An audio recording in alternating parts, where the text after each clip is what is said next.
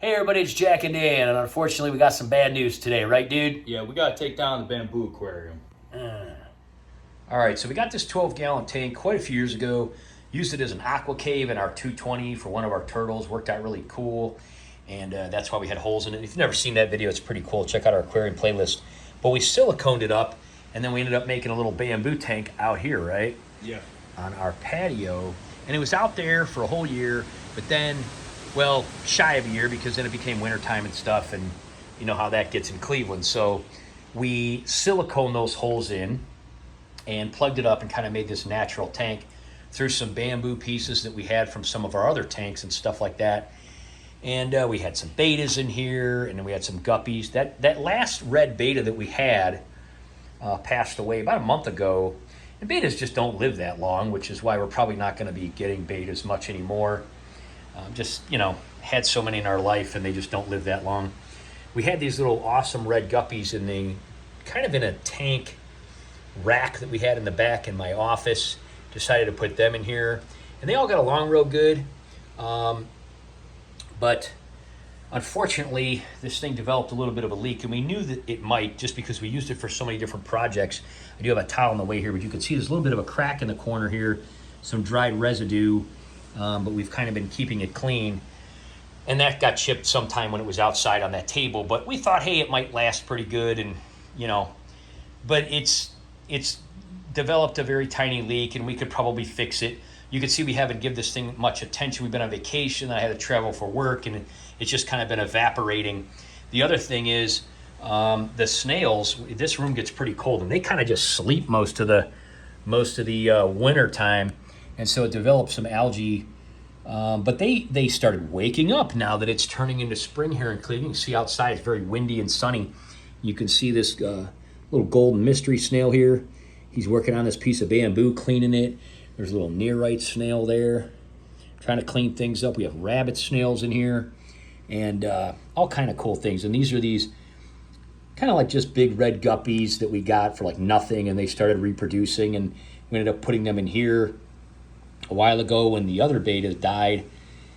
And it's been a really super fun tank. It's really awesome, but we don't really want to risk it. We got this old kind of dinette set at a resale shop. Very good deal on it. We've talked about it before. It was like a resale shop that goes to veterans that we like to shop at. And so they take things that are donated, and the money goes to help veterans in our area. And so we got a really good deal. It's kind of like antique-y, and it's really cool. But we didn't want, when we noticed this crust developing in this corner, a little bit of a leak, it does have some lacquer, and that protected it, and hopefully there isn't any long-term damage or something that we can't fix. But we did not. That's why we stuck a towel here to like absorb if it started leaking over the week when we noticed that. We don't want to destroy it or cause damage to it. The other thing is we just kind of need this table. I'm always doing more workshops and wellness fairs and everything this time of year, right? Yeah. And I need the room up here. Yeah. I need the room because I got a lot of stuff that I take around and do. Now, I used to do some of that over here, but then, of course, we have these breeding tanks, and we'll show you those in a minute and an update on there. But we just wanted to show this kind of one last time because it was really fun. It was just a bunch of old stuff we had that we threw together and made this natural tank. No heater, no filter, no nothing. We had some female bettas. One of them ended up being a male betta, and they did lay eggs a couple times. Nothing ever happened with that, but it was fun. I'd have bred bettas in the past before Jack was ever born, and it's fun and it's cool, and a lot of people do that kind of thing and post videos on. But I think we're kind of done with bettas in general. They just don't live very long, right? Yeah, we just kind of don't really have the space anymore because we're not going to put them in the big tank, and I don't have tanks anymore, so we're just downsizing. You know, we're downsizing a lot of stuff. Well, I have, like in the 220, I have fish that I've had since before you were born. Yeah. And it's kind of cool to have fish that long and that live that long. And bettas just don't, 3-4 years. Some people say they might get about 5 years out of them. Depends how old they are when you buy them or whatever. But yeah, they get stressed out pretty easily, so you got to have them in like their own tank. Yeah, they can. But they the guy Red that was in here got along with these guys. Yeah, like it's either you just have bettas or they're by themselves. Yeah. Not have it really anything else. What we're going to do is we're going to take this down. We just want to show it one last time. All these guppies are going to kind of go in the green lantern tank. We have long-finned tetra in there and long-finned Plecos in there, and we'll probably be doing an update on that tank pretty soon.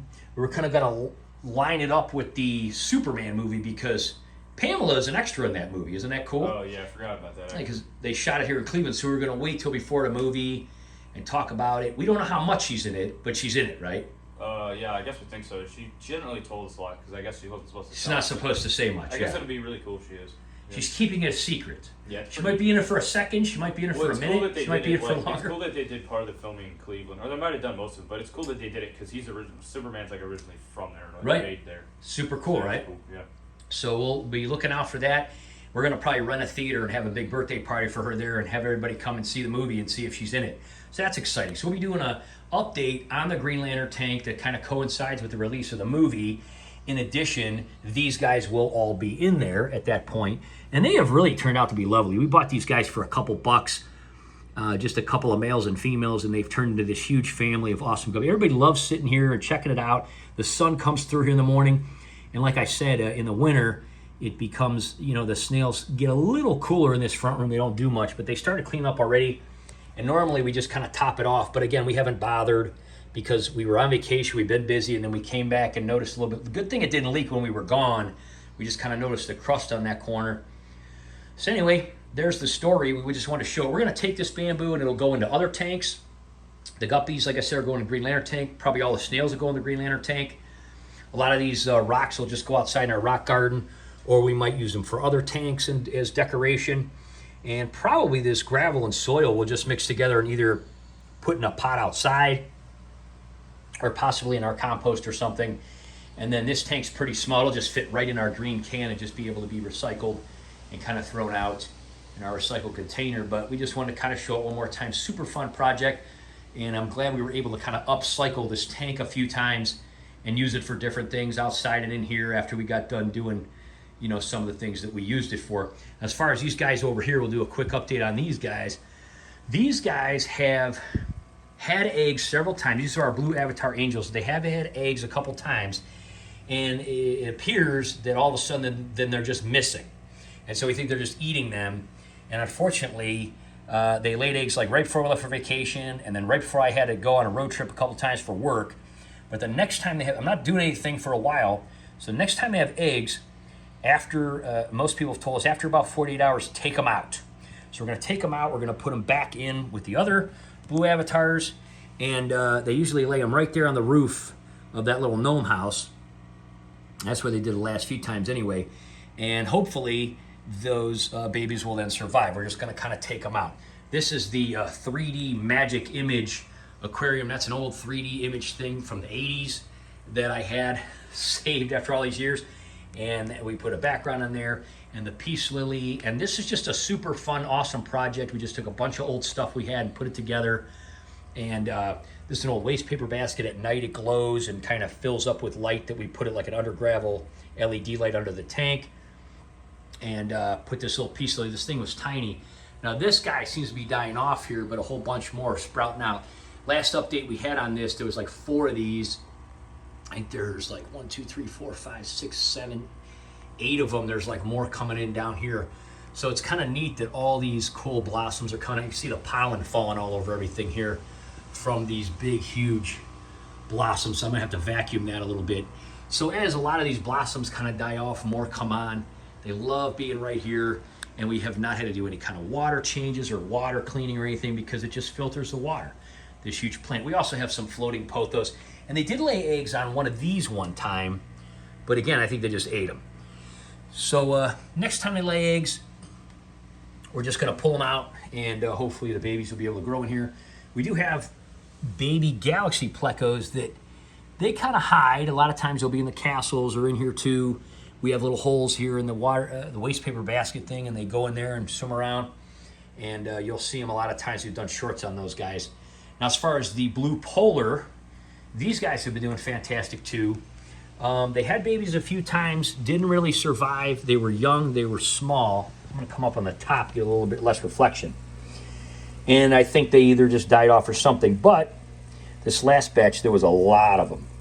And this was a kind of a neat thing. We did like a 3D infinity kind of thing where the lights go down And at night, when like everything else is off, this is really cool because it just kind of looks really neat and deep, and the blue lights go all the way down, and there's a ship. But anyway, they had a lot of babies, and you can see quite a few of them there. They do kind of hang out in this big lagoon infinity area, and if they see me, like they just did, you can see a couple of them just skirted over to the ship. So there's quite a few dozen kind of hanging out in this ship over there. And then there's some over here in the corner, and in the gravel, and in this area here. So here's the dad, and he's really, really neat. And again, this is not a large couple. We just liked the way they looked. The female has some really deep blue, dark markings, and really neat. Yeah, they're a little shy, so they're going in there. So we're just giving these babies frozen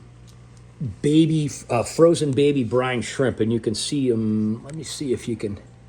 There's a couple. They dug this big hole here. See if I can get in the way to block the light. There you go. And they dug this big hole here, and there's quite a few that hang out. Oh, there's one right there. See if I can focus on right by mom. There's one. They were hanging out in a group, and they've really kind of started all doing their own thing now. You can see they're big enough. There's another one over there to the left. They're still pretty small. There's another one in the background. So they kind of go through the gravel and pick at food, and when we put the little baby brine shrimp in, we usually drop it right here, and then they'll all kind of come over here and everything. So we're just going to kind of continue to just let these guys grow and continue to make babies in here. The blue polars in the big tank that we put all in the 220, they've gotten pretty huge, some of them, right? Yeah, they have gotten pretty big. Oops, lost my focus there. There we go. So we may end up replacing these. We may swap some out, but these guys are just a couple that we really liked.